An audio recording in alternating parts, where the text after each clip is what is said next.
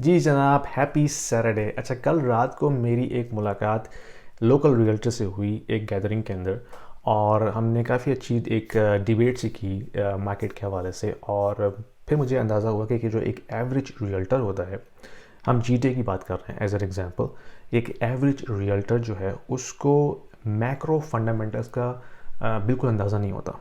और मैं किसी एक बंदे की बात नहीं कर रहा, I am just making a journal statement कि भाई इंटरेस्ट रेट तो बढ़ रहा है, ये तो पता है उनको। Bank of Canada interest rate बढ़ा रहा है, उससे मॉर्गेजेस एक्सपेंसिव हो रही हैं, लेकिन उनको ये नहीं पता कि इंटरेस्ट रेट क्यों बढ़ रहा है, इसकी क्या वजूहत हैं, और कब वो ऐसे इवेंट्स पैदा होंगे कि जब बैंक ऑफ कनाडा अपनी इंटरेस्ट रेट हाइक को रोक देगा, और फिर उसके बाद वो कब नीचे लेके आएंगे इंटरेस्ट रेट को, उसकी क्या सिनारियोज हैं, क्या फंडामेंटल्स हैं, क्योंकि काफ़ी सारे क्रॉस करंट्स होते हैं ना इकॉनमी के अंदर। Then this monetary policy is constructed. तो एक एवरेज रियल्टर को इस बारे में बिल्कुल अंदाज़ा नहीं होता, और जब वो एवरेज रियल्टर अपने क्लाइंट्स को सेलिंग के हवाले से गाइड कर रहा होता है, मोस्ट लाइकली काफ़ी जो रियल्टर्स हैं, और मैं अगेन एक की बात नहीं कर रहा, मैं सबकी जनरल एक बात कर रहा हूँ कि बहुत से रियल्टर्स अपने क्लाइंट्स को ये कह रहे हैं कि भाई 20% मार्केट डाउन हो गई है from its peak, let's go and buy because this is bullish. 5 lakh लोग आ रहे हैं इमिग्रेंट्स, उनको आके घर तो चाहिए, तो लेट्स बाय।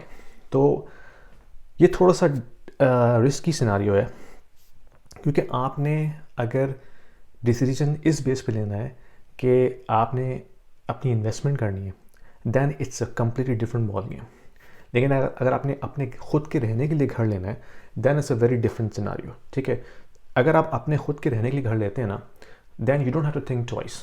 वो आपका घर है, आपने उसको 10-15 साल जितने अरसे भी रखना है, you just by it, doesn't matter it goes down और नॉट, दैट्स योर शेल्टर। लेकिन अगर आपने ये सोच के लेना है कि आपने इससे आगे पैसा बनाना है आगे चल के बेचकर, then it's a different scenario. फिर आपने इकोनॉमिक फंडामेंटल्स देखने हैं, फिर आपने देखना है कि क्या is it worth buying it, क्या ये मुझे कैश फ्लो देगा। इंटरेस्ट रेट अगर नहीं बढ़ता ऊपर तो फिर क्या सिनारियो, अगर बढ़ता रहता फिर क्या सिनारियो है। तो ये चीज़ें जानना बहुत ज़रूरी होता है, और इसके लिए आप फाइनेंशियल एडवाइस रियल्टर से नहीं ले सकते, क्योंकि realtor is not an economist.